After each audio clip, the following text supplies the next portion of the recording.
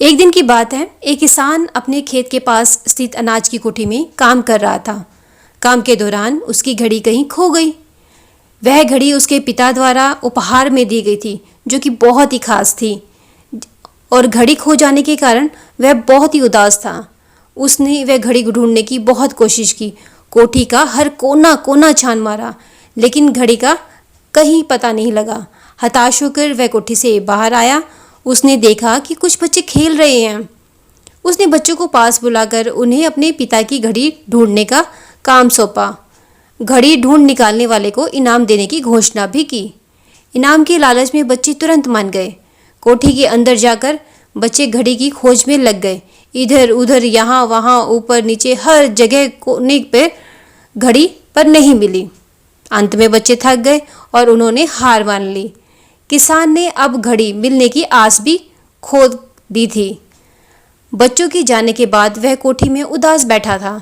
तभी एक बच्चा उसके पास आया, किसान से बोला कि वह एक बार फिर घड़ी ढूंढने की कोशिश करना चाहता है। किसान ने कहा, हाँ ठीक है, ढूंढो। बच्चा कोठी के भीतर गया और कुछ ही देर बाद वो बाहर आ गया। उसके हाथ में किसान की घड़ी थी। जब किसान ने उस घड़ी को देखा तो वह बहुत ही खुश हुआ, मगर वो बहुत हैरान भी हुआ। जिस घड़ी को ढूंढने का सब कोशिश कर रहे थे और सब नाकाम रहे, उसे उस बच्चे ने कैसे ढूंढ निकाला। और उसने उस बच्चे से पूछा।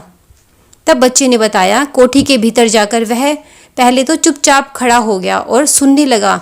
शांति में उसे घड़ी की टिक टिक टिक की आवाज़ सुनाई दी और उस आवाज़ की दिशा में खोजने पर वह घड़ी उसे मिल गई। किसान ने बच्चे को तब बहुत ही शाबाशी दी और उसे इनाम देकर उसको विदा किया।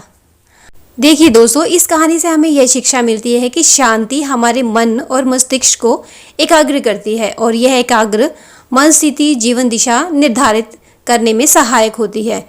इसलिए दिन भर में कुछ समय हमें अवश्य निकालना चाहिए। जब हम शांति से बैठकर मनन करते हैं, मेडिटेशन करते हैं, तो एक अलग ही सुकून मिलता है।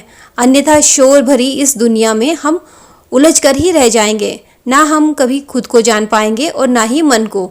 बस दुनिया की भेड़ चाल में ही चलते रह जाएंगे। जब आंख खुलेगी तो बस पछतावा ही होगा कि जीवन की ये दिशा हमें कैसे निर्धारित कर ली। हम चाहते तो कुछ और थे, जबकि वास्तव में हमने तो वही किया जो दुनिया ने कहा। अपने मन की बात सुनने का तो हमें समय ही नहीं निकाला।